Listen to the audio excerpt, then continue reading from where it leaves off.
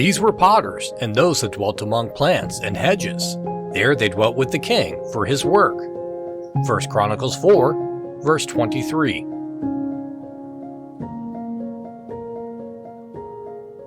Potters were not the very highest grade of workers, but the king needed potters, and therefore they were in royal service, although the material upon which they worked was nothing but clay.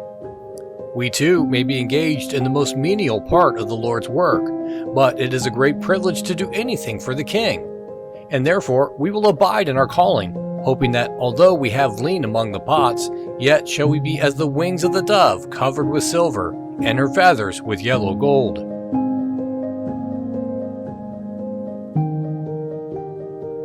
The text tells us of those who dwelt among plants and hedges, having rough, rustic, hedging, and ditching work to do. They may have desired to live in the city amid its life, society, and refinement, but they kept their appointed places, for they also were doing the king's work. The place of our habitation is fixed, and we are not to remove from it out of whim and caprice, but seek to serve the Lord in it, by being a blessing to those among whom we reside. These potters and gardeners had royal company, for they dwelt with the king, and although among hedges and plants, they dwelt with the king there.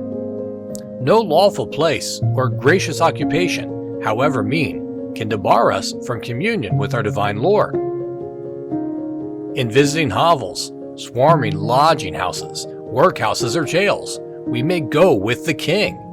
In all our works of faith, we may count upon Jesus' fellowship.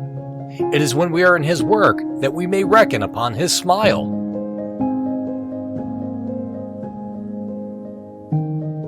You unknown workers who are occupied for your Lord amid the dirt and wretchedness of the lowest of the low, be of good cheer, for jewels have been found upon dunghills before now. Earthen pots have been filled with heavenly treasure, and ill weeds have been transformed into precious flowers. Dwell with the king for his work, and when he writes his chronicles, your name shall be recorded.